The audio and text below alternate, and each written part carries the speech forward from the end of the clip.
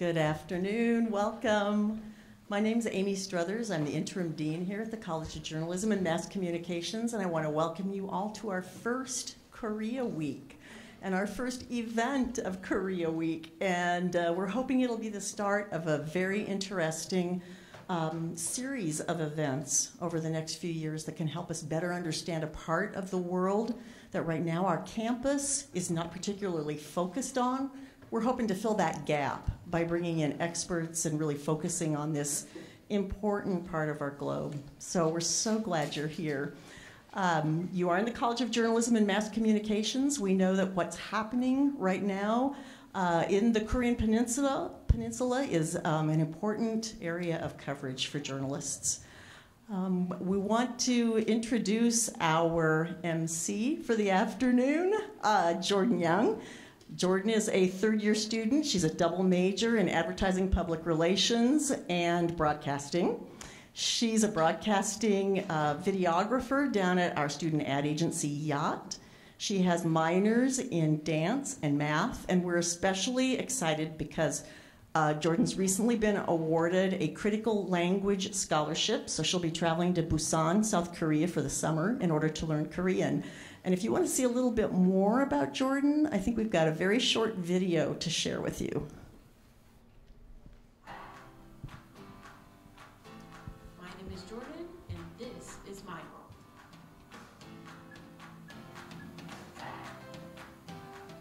So when I'm not at the G School editing or creating content, I'm at the Rec Center dancing with the UNL Hip Hop Dance Club. In the dance club, we learn all types of dance, from breaking to popping, and tons of choreography that we use for performances. One thing I like to do is dance to K-pop covers. The choreography is a lot of fun because it can range from being really challenging to really easy, and there are many different styles. Overall, it's just fun to do with friends. I enjoy dancing to K-pop music because I also have a huge interest in Korean culture. This summer, I'll be traveling to Busan, South Korea to study the Korean language and learn more about the culture. Well, I need to get back to work. 제 이름은 Jordan입니다. That means my name is Jordan, and this is my world. Jordan, you want to come up and introduce our guests for today?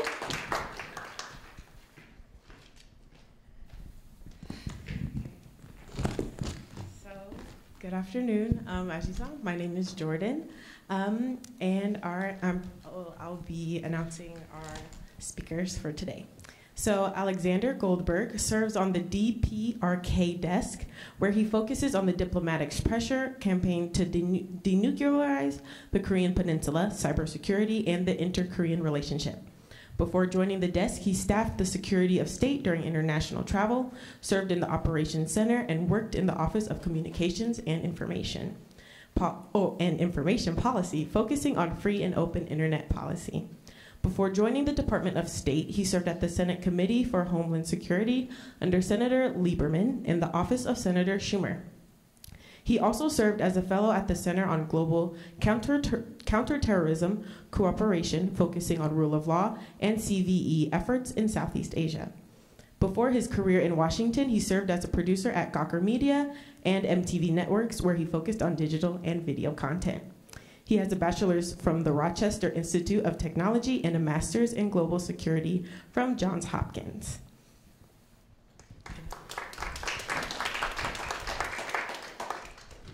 And our next speaker, Jenna Gibson. She runs KEI, Korean Economic Institute, media relations and outreach, along with managing KEI's online presence, writing analyses for the KEI blog and other publications, and hosting a weekly podcast on Korea-related issues. Before joining KEI, Jenna lived for 2 years in Cheonan, South Korea as a Fulbright English teaching assistant. There, she taught weekly English lessons to more than 700 middle school students. In addition, she led Fulbright Korea's annual literary magazine and served as mentor for incoming scholars. Jenna earned a Master's of Science in Foreign Service degree from Georgetown University in 2015. While at Georgetown, Jenna concentrated in global politics and security, with a particular focus on human rights and communications in East Asia. She graduated with a degree in journalism and international studies from the University of Nebraska-Lincoln in 2011.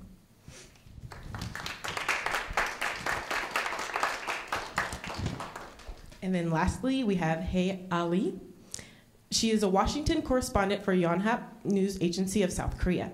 She previously covered South Korea's foreign ministry, parliament, and the presidential office in Seoul. She has also worked as a broadcast journalist for the business desk of Russian news channel RT. She holds a bachelor's in economics, politics, and international studies from the University of Warwick, United Kingdom.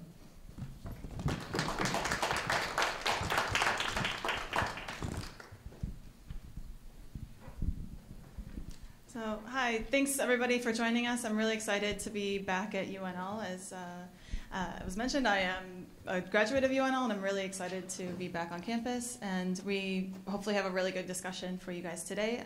We're going to start off with Alexander. He's going to talk a little bit about Korea policy and the State Department side of things. I'll talk a little bit about media and communications related to North Korea, and then we'll end up with the South Korean side of how people talk about North Korea, and particularly the media coverage. So, you want to get started? Hi, thank you, and thank you for having me here. It's very exciting to be here to talk to you about this obviously very important issue. So what I thought would be best for my opening remarks is just to give a somewhat brief timeline of where we are now from when we began with the Trump administration.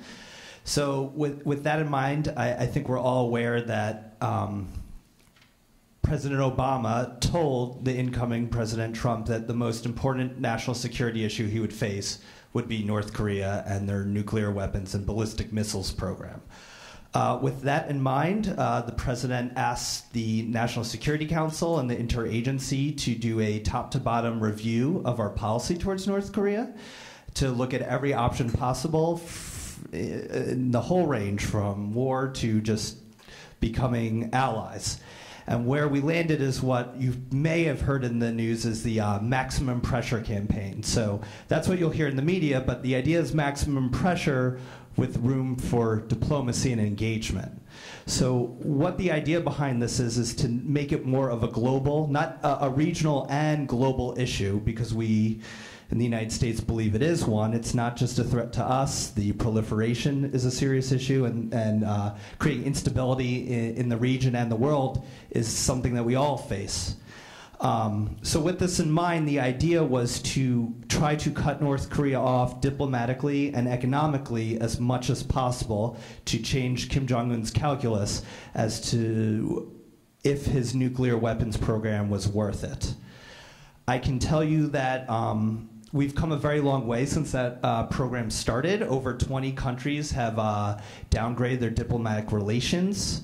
And then maybe more importantly, or as equally as importantly, has been the sanctions. U.S. unilateral sanctions. The EU has put sanctions on North Korea. And probably most importantly, the United Nations Security Council resolutions have put some of the strongest sanctions in history. I believe the numbers, I'm not great with numbers, but over 90% of North Korean exports are now sanctioned or banned. So we've come a very far way. Even if you look at a country like China, I know I've only been on the desk about almost a year now, but if you thought China would be where they are now on putting pressure on North Korea, they would have locked you up and put you in the loony bin. Because people said China would never come the way that they've come. So I say that because I think people were very skeptical in the beginning that this could actually make a change, but I believe it has, and I think some of the recent developments would lean towards that being the what has happened. So with that in mind, we've been applying this pressure to North Korea. And then I would say the first major kind of sign we saw was Kim Jong-un's New Year's Eve address, where he made the, he put out there that he thought North Korea should join the Olympics. He talked about the finalization of his nuclear program. And the other thing that maybe wasn't as sexy at first, but I think was extremely important, was that he mentioned economic development. Well, that's pretty tough when you have the strongest sanction regime on you in modern history. So I'll come back to that. But with that address came this sort of opening with South Korea, especially for the Olympics, these Olympics of peace that actually were incredibly successful. And my hat's off to the South Korean government on their job for that. But where I was frustrated in the Olympics, and we talked about this briefly at lunch today, was that North Korea sent a delegation, and it was led by Kim Jong-un's sister, Kim Yo-jong.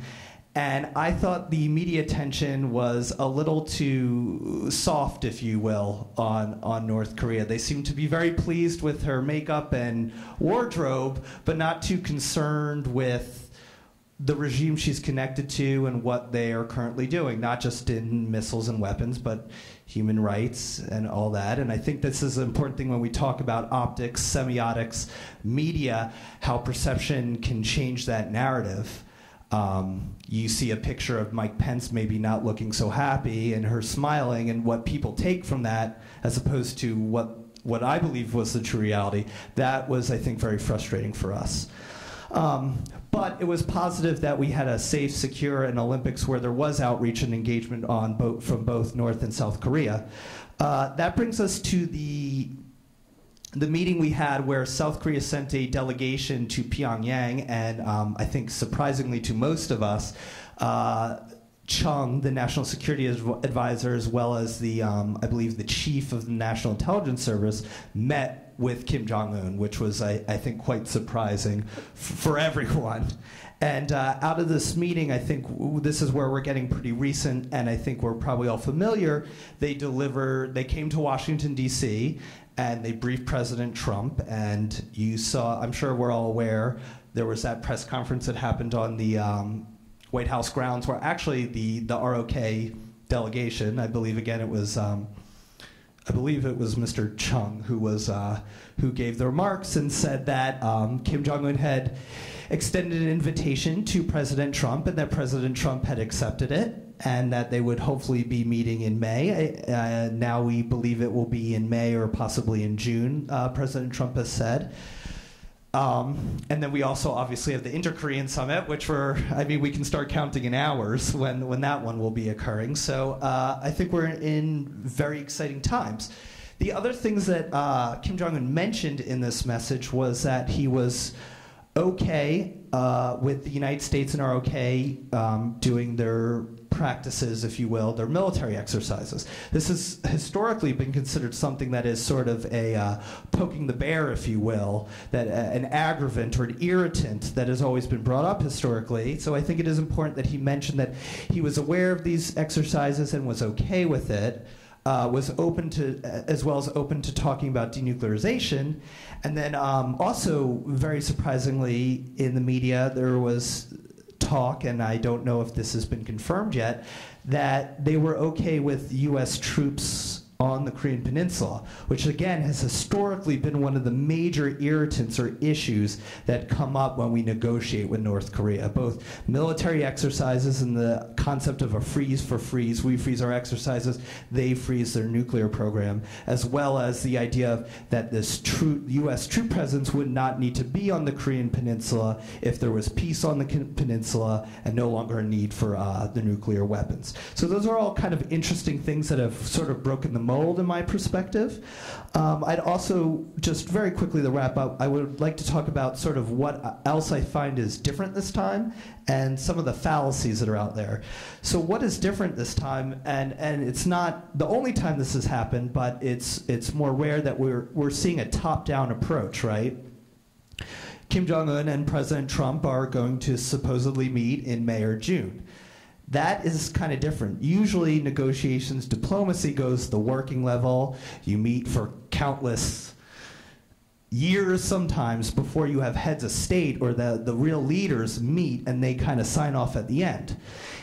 We're doing it in reverse. I think that, I wouldn't say necessarily it's positive, but historically, again, when we've gone in a top-down approach with North Korea, it seems that we see more broad and big results. In North Korea, obviously, as you go down the hierarchical stage, you can't really, these people, their negotiators don't have that much room. But if we're operating with the top of that chain, there's much more opportunity for a big, broad deal to be reached. I also think it's a wild card that we have President Trump. He obviously does things very differently than most presidents. And I think that in this setting, it is a wild card, and I think that in some ways that could actually be very helpful. The other issue is the pressure campaign. We have applied maximum pressure, and Donald Trump's made it very clear that all options are on the table, which alludes to military options, which I think is helping to change the North Korean calculus.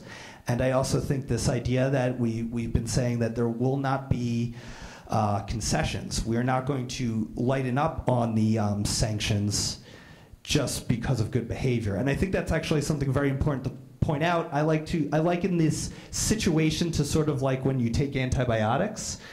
So when you take antibiotics, the doctor always says, no matter what, finish the dose, right? Even if you start feeling better, keep taking the pills. And I think that's sort of where we are. The pressure campaign is the antibiotics. It's got us to where we are. We're all feeling a little more positive. We think there's been positive developments. Don't stop the pressure. Don't stop taking your antibiotics until it's done. Because if you loosen the pressure, now there's more of an opportunity. Now they're not feeling that pressure. They don't necessarily have to negotiate and come to a deal. It gives them room to navigate and maybe roll back on what we think that they would actually approach with us. So that's my antibiotic analogy. And just very quickly, the other thing I would denote is some fallacies. One is that saying that Kim Jong-un is crazy or not rational, I don't believe that to be true. I think if you look at their actions, especially recently, they're one of what I believe is a rational actor. In fact, a very engaging, intelligent actor. I think the moves they make are very calculated and intelligent. Again, that goes to say thinking that North Koreans are uneducated or not worldly in some ways or don't understand the world, I think that's a fallacy as well, especially with the people that we would deal with in negotiations. These are actually people that have been working the North America or the US portfolio for 10, 15 years. They know us in some ways better than we do, and they know what we're going to say most times before we say it. Their behavior hasn't truly been better yet. Again, all of the engagement we've seen, I believe, is positive, but we actually haven't seen better behavior yet. And we have to remember, Kim Jong-un did kill his brother with a nerve agent in an international public airport. We have to remember there are still human rights issues going on today. And as I covered the cyber portfolio, it's something that I especially look at, that in the cyber world, they are one of, if not the worst actors. They are constantly looking to steal money, intellectual property, what have you, from any and everyone, including countries that historically have been their allies. The case that I most commonly point to is Bangladesh, which is a country they were kind of allied with in Bangladesh's fight for independence. That didn't stop them from attempting to steal $1 billion from their national bank. The only reason they didn't get away with it was actually from a spelling error, but that attempt was there. So I think we have to acknowledge that while there's been some better engagement, we haven't necessarily seen better behavior. So I think coming into these two summits, it's a very exciting time. It's very interesting. But we have to be also aware of the history and what actually has been happening. I think I'll leave it for there. Thank you. All right, great. So just as Alex laid out, we have a lot of really important issues going on, especially in the last 6 months. Things have really been picking up, but of course we're here in the College of Journalism and Mass Communications, so I want to talk a little bit about how those events have been covered and how we talk about those events and why that really does matter. So I argue that more so than any other country in the world, we rely on the media to tell us what's going on with North Korea. Pretty much every other country, you can go there, you might know someone who's from there, you might be able to, at least see some photos online of, what it's like to visit or travel to any other country. But North Korea, that's not necessarily the case. There are, you could travel there, at least until recently we put a ban. No US citizen can go there without express permission for some specific reason, such as humanitarian aid. But that doesn't mean that very many people have gone to North Korea, and we really don't know many people from there either. There's a very limited number of defectors, most of whom are in South Korea. So because of that, most people, most Americans, don't have any context for North Korea besides what they see in the media. And so I think for that reason, it's especially important to look at how the media covers this issue and what that means for what we as Americans or we as the public think we should do to counter this issue. So I'll just highlight, I did a study recently with, we looked at 2016, so this was before a lot of the ramping up of North Korea's missile tests, and it was before, of course, the last 6 months of diplomacy, so keep that in mind, but it was maybe a more typical year, 2016, for North Korea. And I pulled 2,500 news articles from 5 different news sources. It was CNN, Fox News, New York Times, Huffington Post, and Yahoo, because I thought that represented a pretty broad spectrum of the types of news coverage that might be out there in the United States. So 2,500 news articles. And I took the headlines and the first paragraph, because as you may know, a lot of people don't make it past that. And then I pulled out and figured out what the most common words that were being used. So just to get a kind of broad idea of what type of news coverage is generally being put out there to the American public. So if you guys, do any of you know what might be the first #1 most common word? I removed and the, so it's not those. But like, what would be maybe the most common word that's in the news coverage? No one? What do you guys think? Axis of evil. Oh, that's a good one. Yeah, she said axis of evil. It's along those lines, but it's a little bit more simple than that. Nuclear. Right? Of course, we're always talking about the nuclear program. So the top 3 were nuclear, missile, test.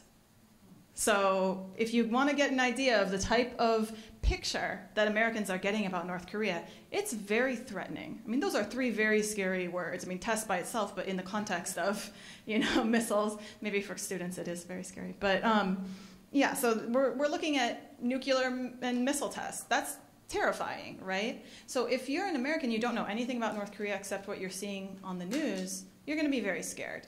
And I'm not arguing that you shouldn't be. I mean, North Korea is a big threat. We don't want them to have nuclear weapons. That's the entire point of this maximum pressure and also the diplomatic campaign.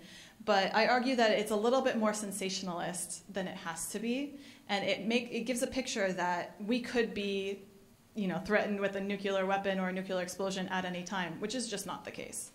So one thing I'll also mention that is interesting is the #4 word was US, and #5 was China. So that tells you a little bit about who is being seen as the players who can solve this issue. It's the US and it's China.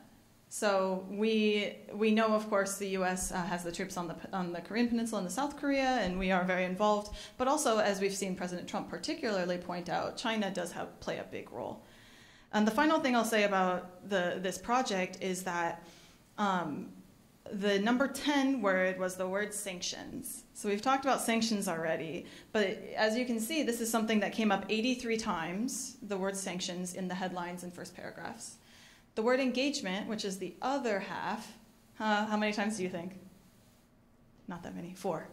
So 83 versus 4 in an entire year of news coverage. So what that tells me is that people are really thinking sanctions is the way to go, or at least the news coverage that is maybe being shaped by the types of press releases that are going out from the UN, the types of actions that are being taken by the UN or the US. So again, this is just a broad overview. It doesn't necessarily mean I've read every single one of these stories and this is what people are really thinking, but just so you get an idea of the types of news coverage that's out there. Now, like I said, this is not necessarily that I'm arguing it's 100% a bad thing or that there's some sort of failing on the part of the media, but I think, because I think that North Korea, when they do a missile test, that is indeed newsworthy. That's important. We do need to keep track of that. There is something that is innately newsworthy about that, and it is important for people to know. But when that's the only thing that's being covered, and it's covered in a way that takes it out of context, right? We only see there's a rocket launching, and we don't hear the analysis that goes behind it that says, well, this rocket is launching, it's important that they're advancing their missile program, but North Korea is not suicidal, they're not going to attack the United States. And that's just the case. So I think getting some of that context in there is really important. Yeah, and I think Alex also brings up a really good point. When we talk about Kim Jong-un himself, this is also a very sensationalized type of coverage. We hear the word crazy, we hear the word irrational, we hear about him sicking his dogs on his uncle and tearing his uncle apart. That didn't happen. That's fake news, if you want to use that term. But those types of stories are believable because we already think he's a little bit off his rocker. So when you have these kind of crazy sensational stories, what does that tell us about our North Korea policy? Well, we can't deal with a crazy person, and he might launch a missile at us at any time, so we better hit him before he hits us, or something like that. So if we have this misperception that he's crazy, or we have this misperception that he could launch a missile at us at any time, that leans towards a very different policy than one in which he's a logical, rational actor. We can do things like sanctions in order to induce him to come to the table, and we can work with him once we get to the table. So I think that's why generally media coverage is very important, why the way that we talk about these issues is very important.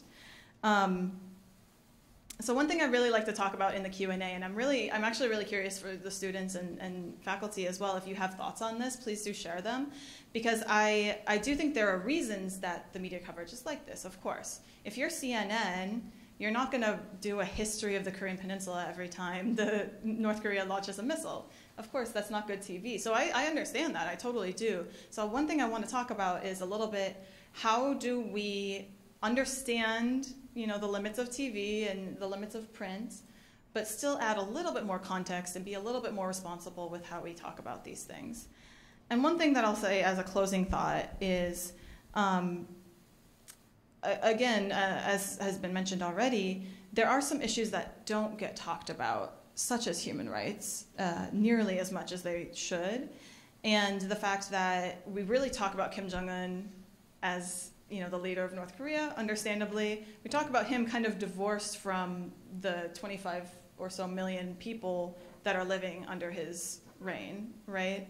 And hundreds of thousands of them are in, under situations where they may not have enough to eat on a daily basis. There are thousands who are in prison camps just for thinking something negatively about the regime or having their parents or grandparents think something negatively about the regime. So I think those are some issues that don't really get into the media very much that could actually help us approach the North Korea situation better, because if we're not just thinking about them as an evil guy with a big button on his desk, we can maybe approach the situation a little bit more helpfully.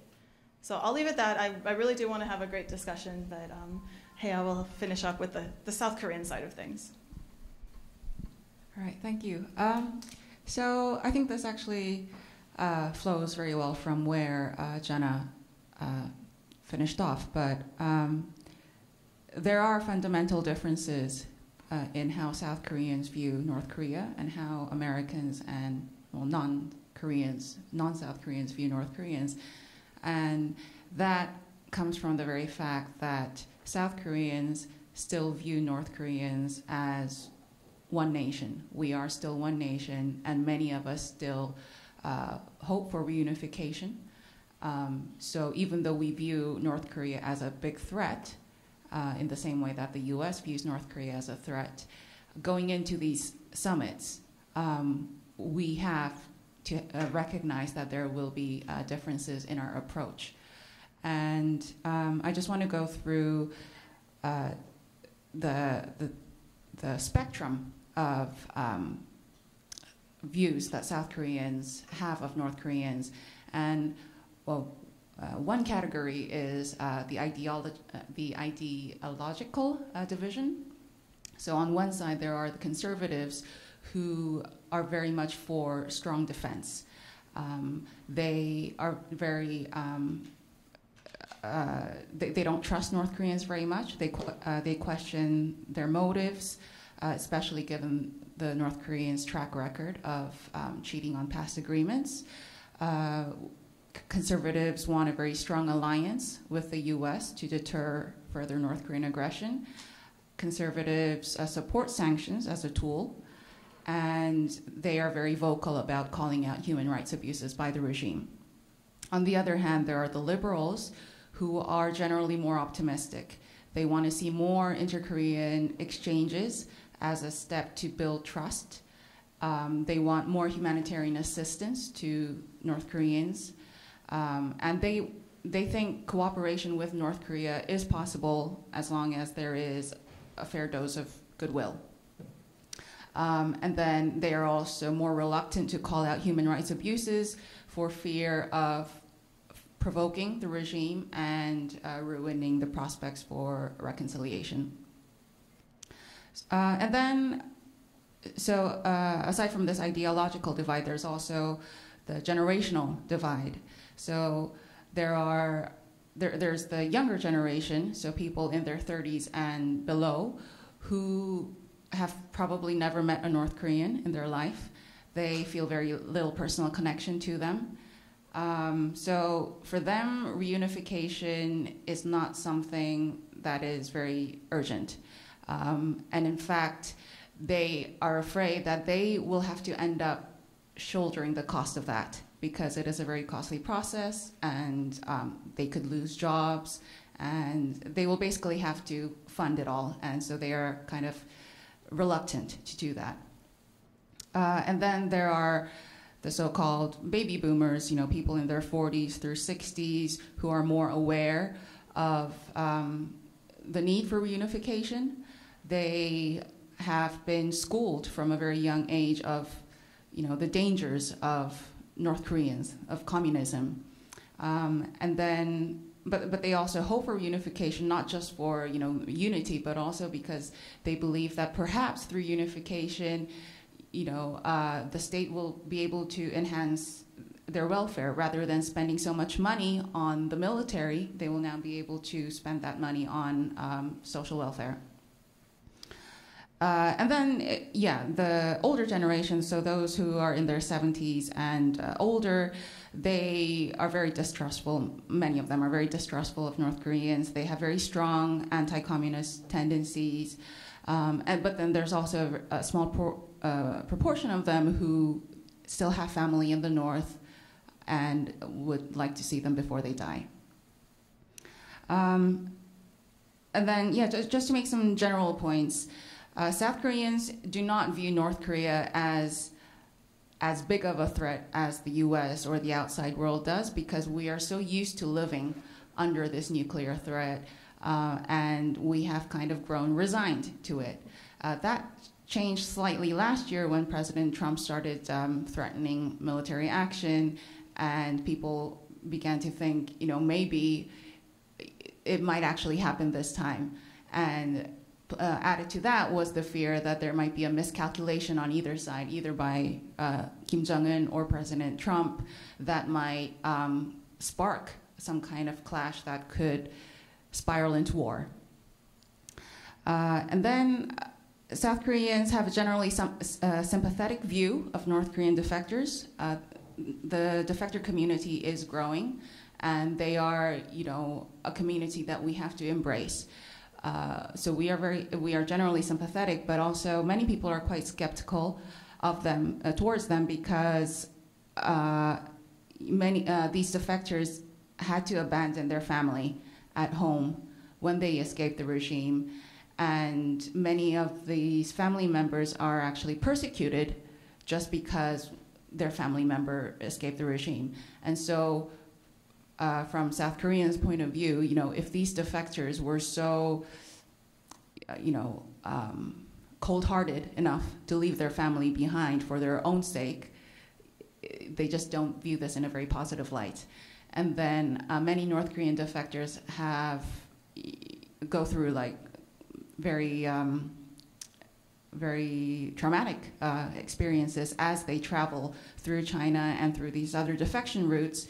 And there's a social stigma attached to sex trafficking and other kinds of abuses that kind of create this negative image of North Korean defectors in South Korea. And then, I'll just touch on what's been happening since North Korea decided to join the Olympics in South Korea in February, there was actually quite a lot of backlash from young people when the government decided to, well, I wouldn't say the government, but when the two Koreas decided to form a joint ice hockey team, women's ice hockey team. I think many people didn't expect that, but there was a lot of backlash because from the young people's point of view, this was taking away an opportunity from the South Korean players who had prepared years to take part in the games. And then there was also controversy over the visit of a North Korean official who is accused of being behind a very deadly torpedoing of a South Korean warship in 2010, which killed 46 South Korean sailors. So from the conservatives' point of view, to allow him to visit South Korea without ever taking responsibility for the attack was unacceptable. And then how South Korean media covers North Korea is probably different from US media coverage in the way that, first of all, we talk a lot about the US-South Korea alliance. To us, it's like the backbone of our security, and we have 28,000 troops, American troops, on our soil, so this is something that's very much part of our life. So we focus a lot on that alliance issue and the burden sharing, especially now as President Trump wants us to pay more for stationing the troops there. This is something that's constantly being covered in South Korea. There's, I've noticed also that the US media tends to portray Kim Jong-un and his regime in more comic terms. Like they use terms like, rogue regime and dictator. They make caricatures of his appearance, of his hairstyle, things like this. I'm not saying that these are non-existent in South Korea, but I think there's much more freedom in the US coverage of that. And then, I'll just finish with the portrayal of defectors. So just going back to what I was saying earlier, even though defections are, headline stories in South Korea, I think the U.S. media tends to portray them in a more kind of human light. They give them more credibility, whereas South Koreans were more dubious of their claims, of their stories. So, those are some major differences that I've noticed. All right, so I think what I'll do is I maybe have one question for each of you to get kind of the conversation started, and then we'll open it up to your questions and comments as well. So for Hea, I'm wondering since you are covering these issues from DC, and then you're working with some of your colleagues who are also writing in Korean for the Korean audience about the U.S., and then I'm sure you interact also with American journalists there as well. How do you approach differently, or do you approach differently your coverage, because you write in English for an English-speaking audience versus your colleagues who write in Korean? Have you noticed any differences there? And how do you approach writing about these issues from DC in particular? And then for Alex as well, we have, of course, the Inter-Korean Summit coming up. Do you have any thoughts on what people should be watching for, or any advice for the journalists who are covering this big event? Anything from your kind of State Department insider perspective that they should be kind of watching for as the two leaders meet in just 24 or so hours? So maybe I'll let you start, since we started over here before. On the difference in coverage, I guess, in many ways they're similar. There's as an English writer and as a Korean writer, I think we both, write a lot about U.S. policy on North Korea, what President Trump says about North Korea. But the small difference, I suppose, I've noticed is that the Korean side would like to, promote or like cast in a positive light what the U.S. administration says about South Korea. Like, so if there is like any positive statement coming out from the U.S. government about South Korea, they will make that a big story.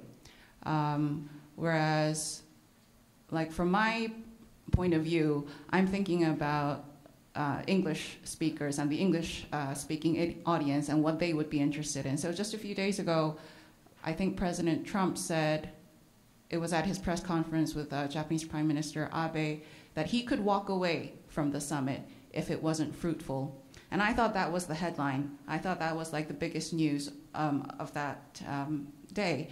And so I made that my headline. And then I turned to look at like what the Korean side was writing, and their headline was that he had said he would do everything to make this summit a success. So I found that interesting.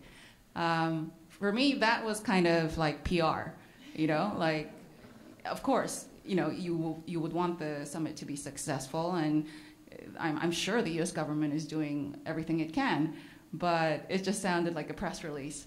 And yeah, so that's just like one example. It's very funny because almost on the flip side, it's the same thing. He'll walk away from the table because that's sort of for the domestic U.S. audience. I'm different. I'm doing it different than anyone else. I'm a negotiator, art of the deal. I'm not going to make the same mistakes as past administrations.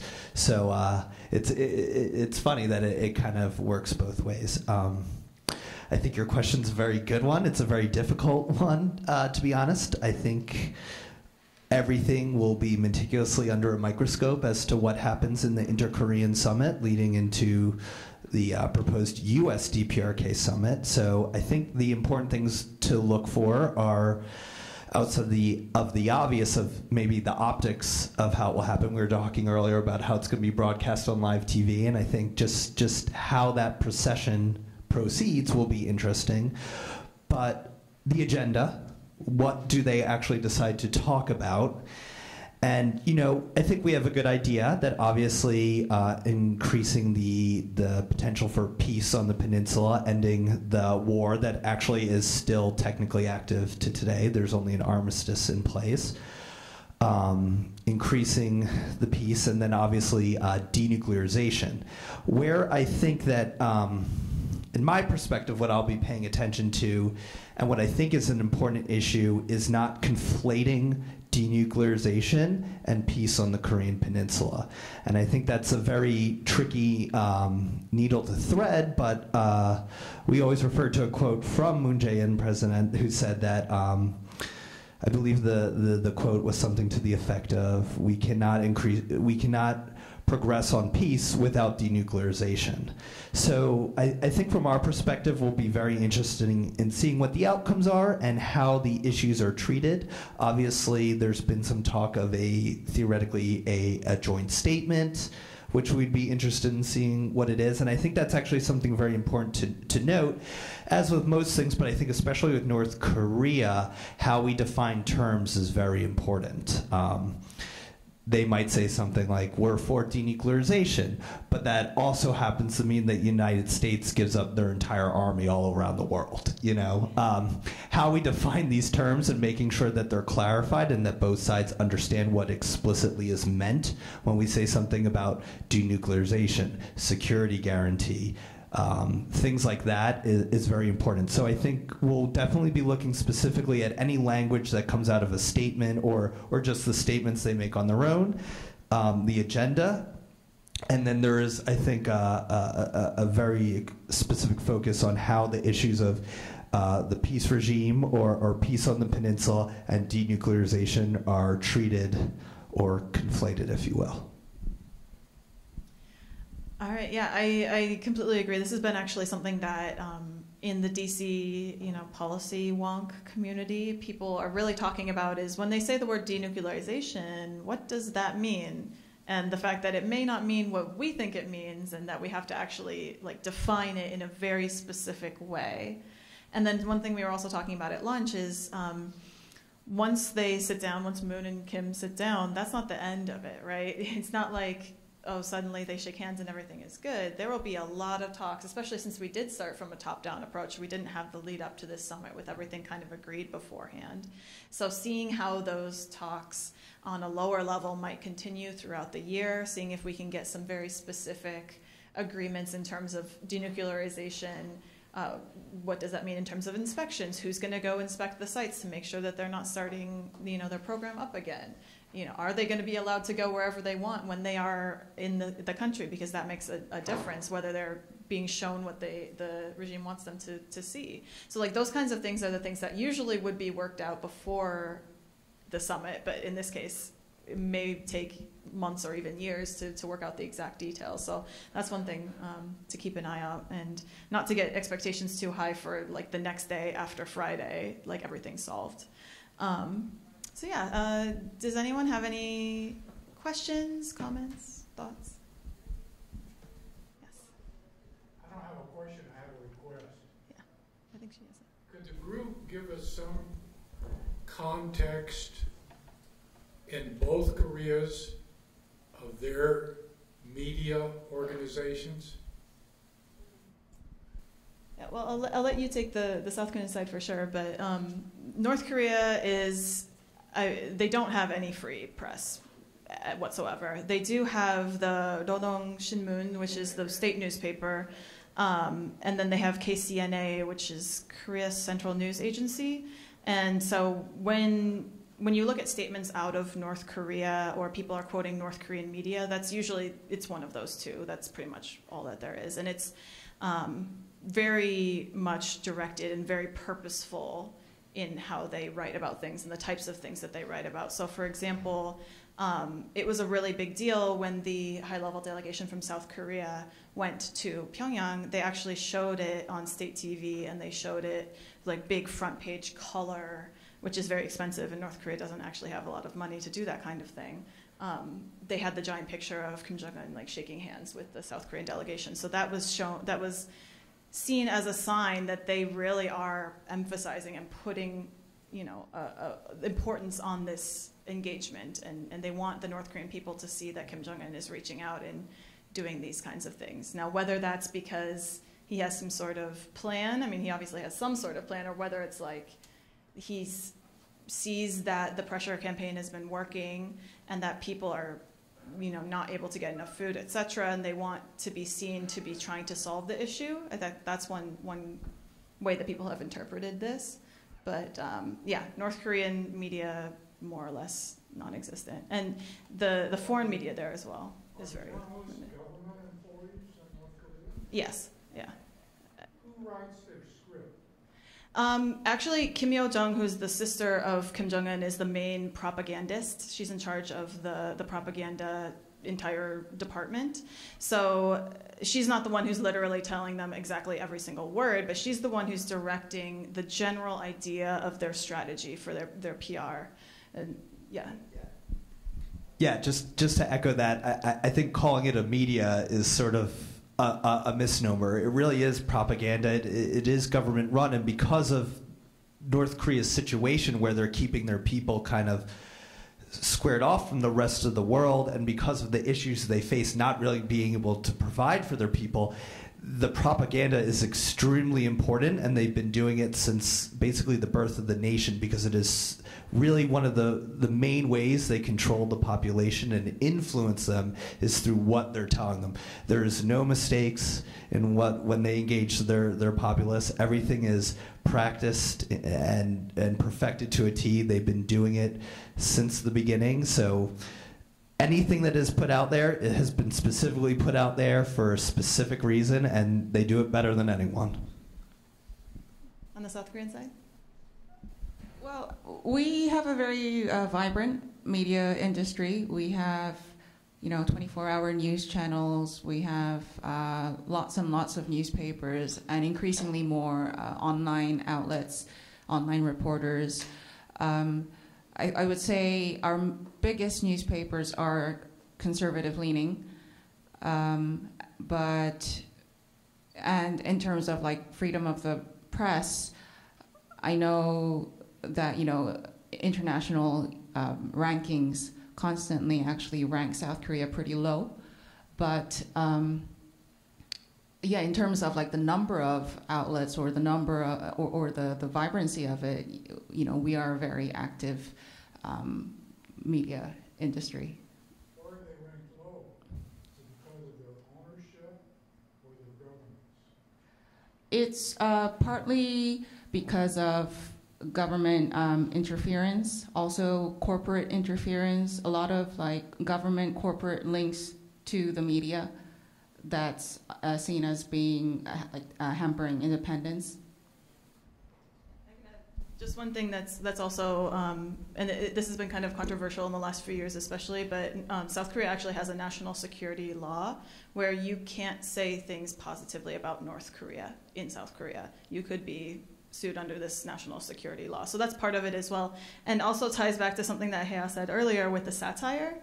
If you did satire of Kim Jong-un or North Korea, it's possible, depending on the administration who's in power at the time, that you could run into trouble of that national security law. So that's one thing that comes up when you see like Reporters Without Borders or Freedom House. When they rank South Korea, that's one thing they specifically mention.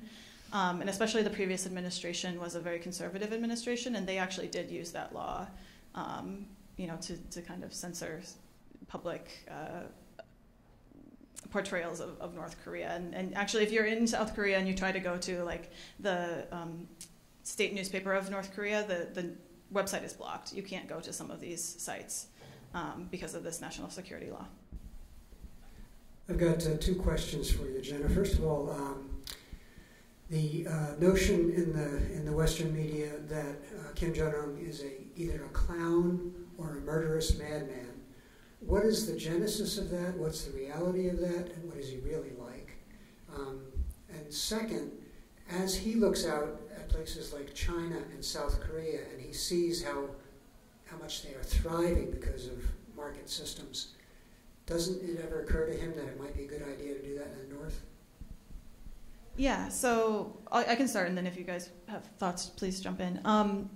So in terms of the madman thing, yeah, that's a really interesting issue, and I think that it goes back to his father as well, because honestly, in some ways, they do have this ridiculousness about it. So, Kim Jong-il always wore his gray suit, and he had kind of this straight up hair. And so I think just that, and people not understanding anything besides that, they don't really see like anything beyond that first initial image.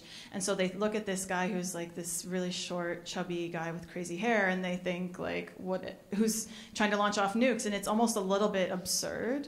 And I think it also has to do with the fact that the United States is a very powerful country, and we have an extremely powerful military, including thousands of troops on the in South Korea. And so they kind of think like, who in their right mind would say something to us so threateningly when we could take them out in an instant? So I think because of those things, it started a little bit. I think it also has to do with the fact that they're one of the last communist regimes on the planet. So it's just a very alien concept.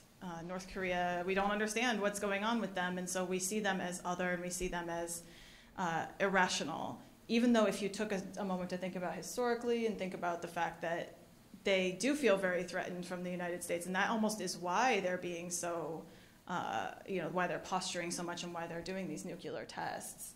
Because they feel threatened and they want to have that defense and the way to ensure their own survival. So yeah, I think that's part of it. I don't know if you guys have thoughts, and then we can go on to the second question as well. Well, so I think it's interesting when you talk about, the threat of the United States. It's a great straw man for him, right? If the big bad boogeyman is the United States and his people are fearing him, they're not as concerned about the fact that they don't have food, they don't have access to an economy, and all the other things that aren't available to them. So maybe that's part of it. He projects this fear of the United States and we're ready to attack and rain fire down on the Capitol. externally to us, we see it as the ravings of a madman, but internally what he's doing, and this goes to the propaganda, is he's creating this boogeyman concept and focusing the populace's, collective consciousness on America and being afraid of America and being ready to fight at a moment's notice because America's about to attack again. I would say that while, and I think that's really interesting research you did, us portraying him as a murderer or something to that effect isn't untrue. I mean, he did have his brother assassinated, which you can only imagine came from his orders. And when he did come to power, he did not have the same kind of hold as he did now. There was a consolidation of power, which included the execution of many people that he thought were, could threaten his capacity to be in charge of the regime. So while I do think that there is a lot of satire, which is a product of having our free press, and there is a lot of maybe ethnocentric or racism when we make fun of his hairstyle or things like that, for sure, I think we should still keep in mind, there are modern-day prison camps for political prisoners that are now generational for people that speak out even in the most slightest way. And then, do you want to... Yeah. So actually, it's a really important question. Or do you have thoughts on that too, or first, or should we? Okay.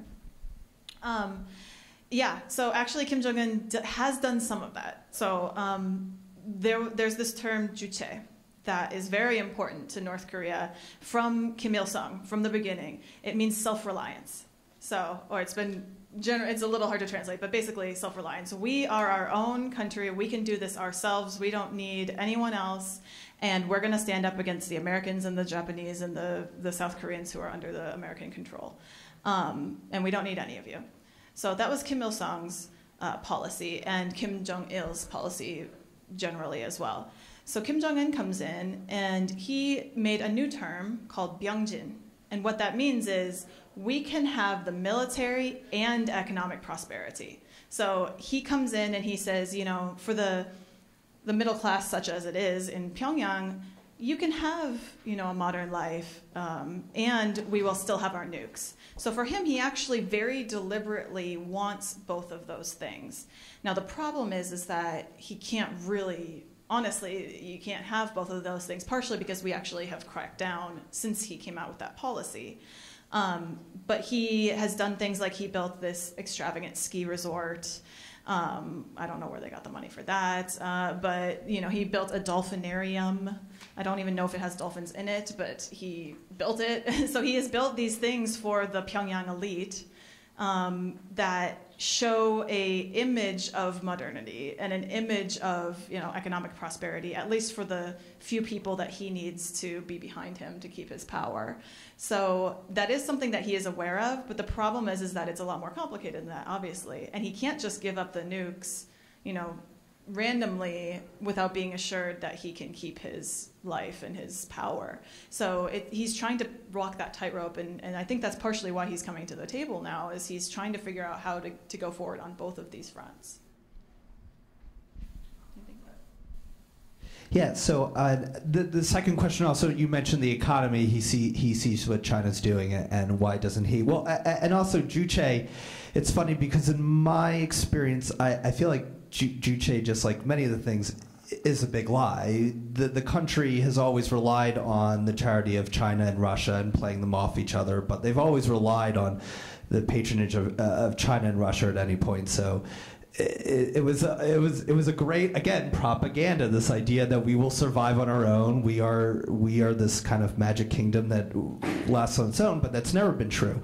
As far as the economy idea, they have occasionally had what we call, I think, brown and black market economies. When the famine occurred, which is the 90s, those sprung up. They had black and gray markets where people could trade because the government literally could not feed the people anymore. So they did kind of loosen their hold on trade, interpersonal trade. Once they got through the famine, though, they locked it down. They stopped the markets, they stopped the trade, they closed off on that. And I believe the reason for that is it just all circles back into the same idea. If you start having a market economy, if you start having free and open trade, what's going to happen? Information's going to get in. People are going to see what's available to them and want more. It's kind of similar to, I guess you could say, sort of Soviet Russia. You know, the Jordache jeans, right? Once you get Jordache jeans, then you want MTV and you want cheeseburgers and you want the whole thing. So, not that all they want is American products, but I think the idea is they see market economy and those types of things as it threatens his power, his regime, his stranglehold on the control. One last thing I'll add before I'll let you respond as well, but we actually had a program at KEI last week, and we had one of the panelists was an economics expert. He really focuses on trade between China and North Korea, and he said the best thing that they could get out of the coming summits is to get the North Koreans to join the WTO. Because if they join the WTO, then they can start making economic reforms similar to China, where it's still ostensibly a state-run economy and there are a lot more controls, but that they can, from the bottom up a little bit, start making these changes, and that will be the most pervasive thing that you can do in order to change North Korea and possibly solve some of these issues. So I don't know if that's necessarily true, but from an economic or an economist standpoint, he was thinking about it from that way. So, Hea, any thoughts? Yeah, I mean, just off the top of my head, what's causing this kind of comic portrayal of North Korea? I mean, on the one hand, I don't think North Korea is really, helping itself with all its propaganda that uses all kinds of very flowery language. If you read their English articles, the Korean Central News Agency, when it puts out English language articles, it uses all kinds of very archaic terms that are no longer used anymore. And I think that kind of, makes them lose credibility in the eyes of, people outside the regime. And also, I think in international relations perspective, and in an international relations perspective, I think from the U.S. perspective, if you are able to make North Korea seem kind of ridiculous, kind of small and just isolated, it will help kind of consolidate or justify the U.S. presence in the region, strengthen the U.S. position against China. Because of that growing geopolitical rivalry there.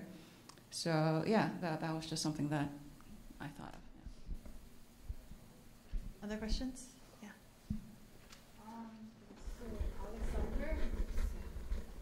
So you mentioned the importance of interpretation of some statement that came from North Korean leaders, right? So in dealing with dictatorship and their press, so how do you interpret those kind of statements? Because I noticed that you make a lot of assumptions whether the sanction is effective or the maximum pressure is effective. But still, in academia, there are a lot of debates whether that is true or not. So I'm just wondering, how you make the kind of interpretation or evaluation about the North Korea.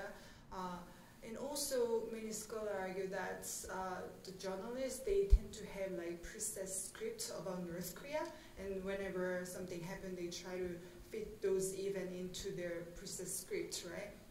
So definitely there will be some limitation, and also because most of media is nowadays driven by online outlets, so you have to concern about the number of clicks, you know what I mean? So in order to get some money, right? So in these kind of circumstances, I'm wondering if you even have capacity to develop your knowledge about North Korea, or you have the autonomy to write whatever you want to write about North Korea because of your affiliation matters, right? Mm-hmm. So yeah, I'm wondering the kind of stuff.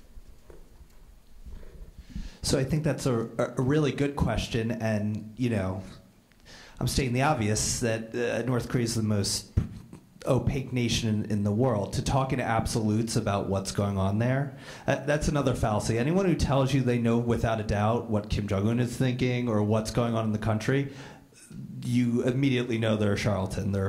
They don't know what they're talking about, because I think the first precept is that it is so opaque, and we only know what we can find out, like you said, a lot of it through journalism.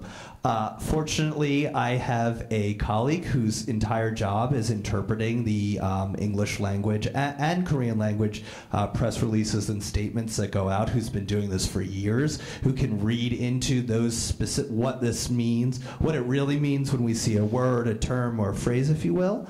As far as if the maximum pressure campaign is working, yes, there has been a lot of debate about that. What I can tell you is it is a very extreme sanctions regime. When they got put back onto, here's how extreme it is. When they were put back onto the state sponsor of terrorism list, that comes with an automatic set of extreme sanctions. That did not change the sanction regime once. It didn't increase it because the sanctions were already so high. I would also say, interpreting from the language, we have seen in some of his more recent releases talking about, I believe the terms were tightening the belt. He has made reference to the increased pressure or isolation of trade that has happened. So he actually has referred to that in some of his statements, which I think clearly would signify that they are feeling the effects. The other thing you have to understand is that sanctions and these kind of resolutions, they take time. So we are actually not, they are not feeling, I think, even close to the full effect of these sanctions, but they also understand that as well and know that within a year or so, they're going to be feeling it even more. So I think that comes into their calculus as well, that all foreign DPRK workers are going to have to return. That's a large amount of money that usually comes in that in the near future won't be there. So you are correct that it's opaque. It's hard to say for a fact it's because of the pressure campaign, but I think we've seen signifiers that it definitely is having an effect. And I think that we also know for a fact that it hasn't come to its full effect yet. I will just say very quickly that China was a really big factor in why some of the sanctions up until now maybe haven't worked as effectively. So China, of course, signed on to a lot of these sanctions, but we knew for a fact that they weren't necessarily enforcing fully. But we, at KEI, we've actually done some studies of the North Korea trade with China. And in the last 3 months, January, February, and now March, the year-on-year trade was down like 80% from 2017. So now granted, China reported that information, so you can take it with a grain of salt. But what we do know is that China wants everybody to think or to know that they are cracking down. So that's important because they're also signaling to Kim Jong-un that we're taking this seriously now and you better shape up. And the other thing that I'll say is when you ask, are sanctions effective or are they succeeding? You have to think about succeeding in what? What's the goal? Are they succeeding in getting rid of Kim Jong-un and changing the regime? No, but I don't think that was ever the goal, or at least that's not the stated goal from the United States government. The goal was to bring him to the table so that they could talk about these issues. Now, whether that was the only reason, we don't know, but the fact is that he is at the table. So at least we know that we've gotten to a place where we can talk about some of these things, and whether we can solve it, I don't know. But, we've made some progress, and it happens to coincide with stronger pressure. So I don't know. Academia will have a much better, there will be like a causation versus correlation kind of thing. But we do know that they're at the table now, and we can, finally try to work out some of these issues. So do you have any other? Can I just, I'll just quote someone else, a Korea expert, who was saying that, sanctions may be having an effect, but she thinks that from the North Korean regime's perspective, they've already completed their nuclear force. They have no reason to test any more nuclear weapons, ballistic missiles. So Kim Jong-un feels that now is the time for for him to come out to the table when his negotiating hand is at its strongest. I would just echo that. And also, the funny thing I always hear is sanctions aren't working until they are, right? They're not working until they do. And I think we have reached that. But I do think you bring up a very good point that in the news there was the story that they're shutting down one of the testing facilities and they'll be doing no more tests. I don't view that necessarily as a positive thing as much as we don't need to test anymore. We think we've gotten to the point where we're at our strongest bargaining stance. So yeah, I think you bring up a very good point about that. I'm just wondering if you could talk a little bit about historically and today, what's been the nature of access by Western journalists to North Korea? Yeah, that's a very good question. There has been some, not a lot. I believe it was maybe 5 or 6 years ago that the AP was the first outlet that was allowed to establish a bureau in Pyongyang. And it was basically one person, and they were still very controlled. But they were able to stay there, I think it was like 3/4 of the year. They were able to actually be based in Pyongyang. So since then, I believe there have been a couple of others that were able to have that bureau status. And the AP is still there. Now, they actually got a lot of flack for that because in order to establish that, they had to sign a contract that is rumored to be, agreeing not to write anything negative and all this other stuff. So there was actually a lot of controversy about AP's decision to do that. And you do see from their coverage that there really isn't that much that you couldn't see otherwise. But they do have some access that you wouldn't necessarily have otherwise. When there's big events, so for example, for this summit, actually, it's being held in the DMZ, so it's not exactly North Korea, but there were a record number of media press requests to cover it. I think it was like 4,000 press requests to cover this summit.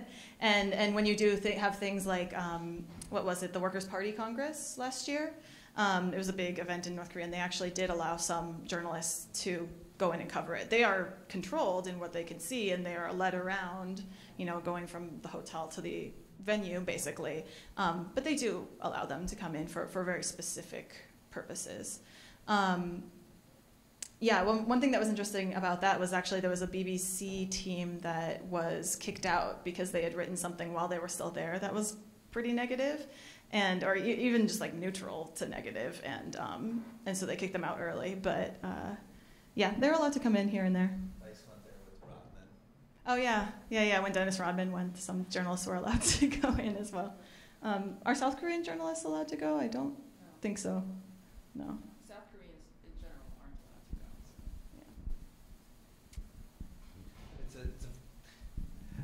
Again, because I've seen a couple of the documentaries, including, I know it sounds funny, but the Vice one with Dennis Rodman, they actually get to see a lot that you otherwise wouldn't. At the same time, like everything, it is a very carefully tailored show of what you are getting to see. And I'd also note that Pyongyang, the city itself, is very nice. It's very clean. It looks very futuristic in many ways. But that's just that one very specific area and what they're showing you. I believe it was in the Vice documentary. It was another one. They go to a department store, and it looks relatively nice, considering you hear this country is, on the verge of collapse. But you can't buy anything there. It's all just for show. You can't actually buy those things. It's all giving this image or this idea of success, or that they have these things. I will give one quick funny story that I heard from the Washington Post. She's the Tokyo bureau chief, but she covers the two Koreas, and I actually really recommend the Washington Post coverage of North Korea. They actually do know what they're doing. So she was saying that she had been there for one of these big events, several years ago, and they were kind of out on a square in front of the big venue, and they were kind of filming B-roll or whatever.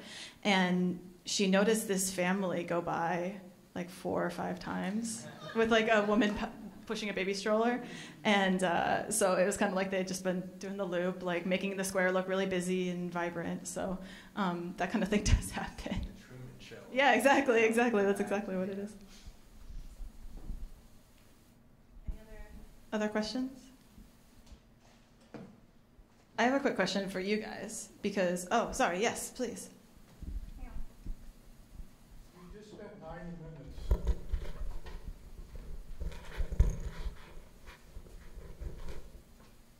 in my words, underscoring the huge culture gap between the two Koreas and the United States.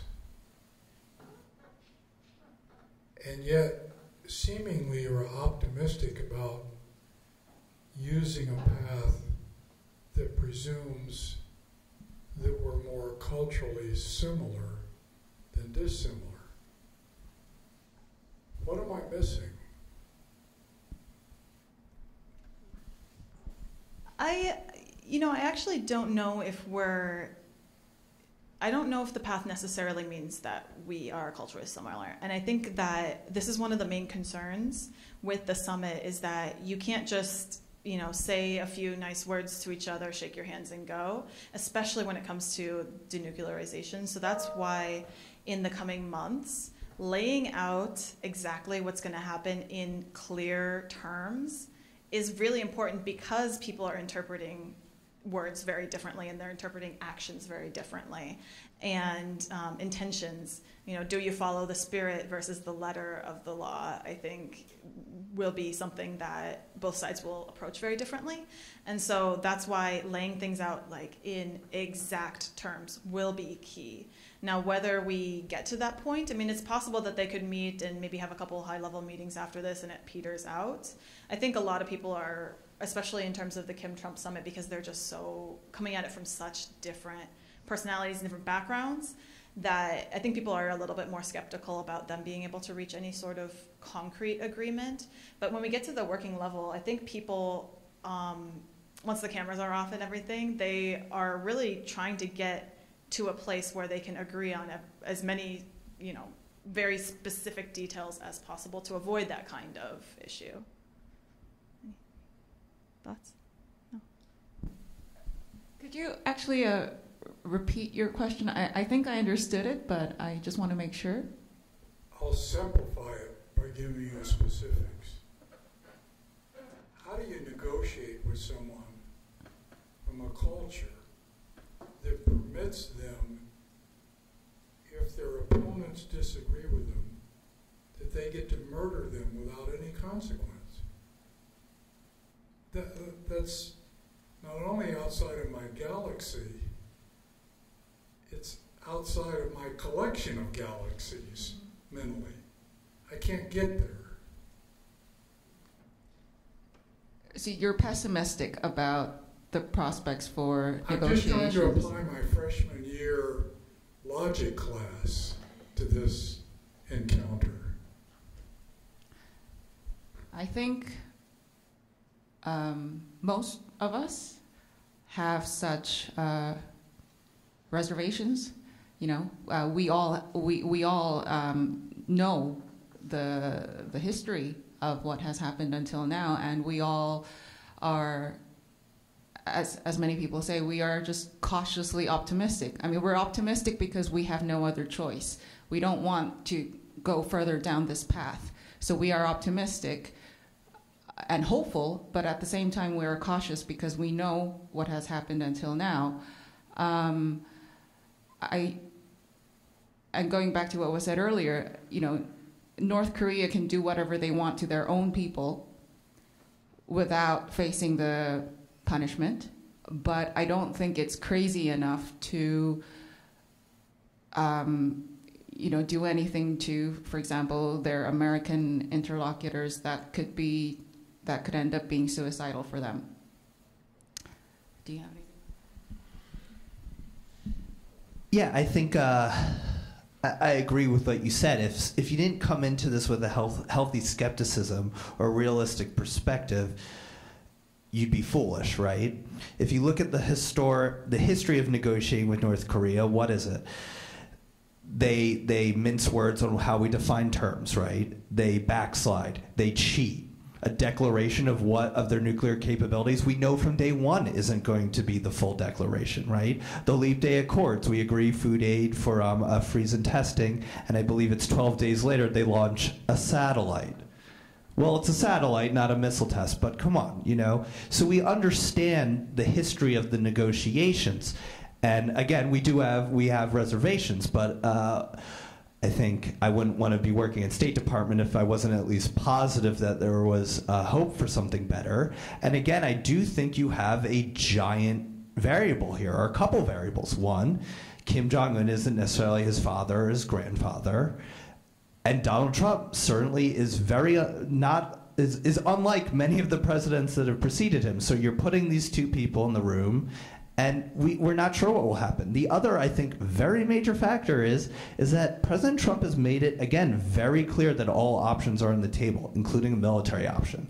And I don't think North Korea has felt that kind of pressure, even, take out the maximum pressure, the idea of the financial, economic, diplomatic isolation, but they have not felt this, I think, pressure or this kind of posturing from the leader of the United States that all options remain on the table.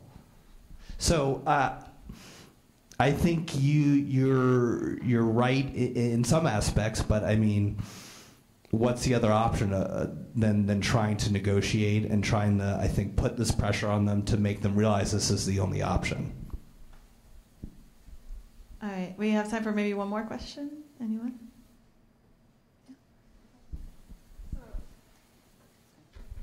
I'm just wondering if you have ever closely worked with Chinese journalists, and how do you perceive their coverage on North Korea? And I also have brief second question. So we all know that Trump has some hostile relationship with media nowadays. So do you think that the relationship will affect your coverage on North Korea?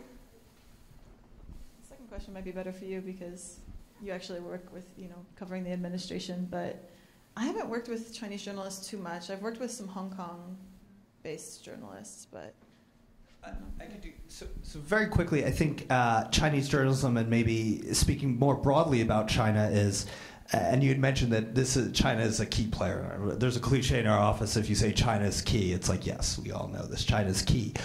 But what's interesting is China's perspective on this, right? The one thing scarier to China than a nuclear North Korea is a destabilized North Korea where millions of people are crossing the border and U.S. troops are now on the doorstep of China. So they have a very interesting perspective on this whole situation. I can tell you that Chinese press has had some writing or concerns about the North Korea issue. I know near the border where it may be close to one of the nuclear sites, they've been worried about how this could affect the people as far as cancer, radiation poisoning like that. So I have seen, and I'm not an expert on this, but there is some, I think, media in China that's critical or bringing up, I think, valid concerns about this situation.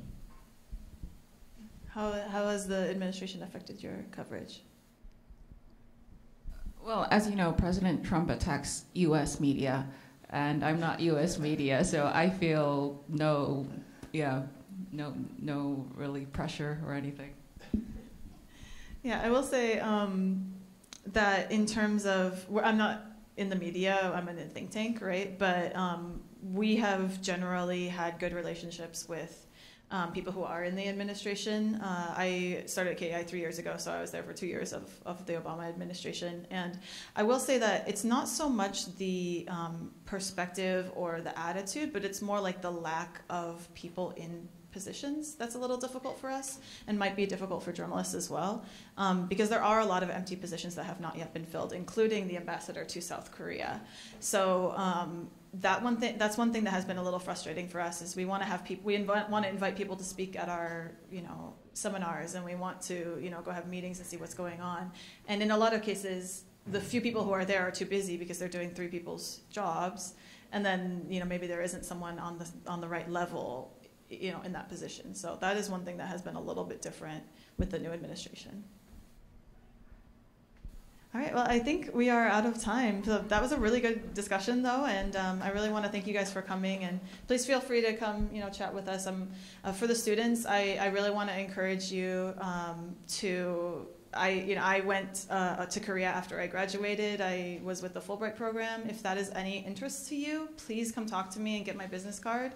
I'm happy to talk to you about that. I'm happy to talk to you about careers in general. So please, come chat with us. So thank you.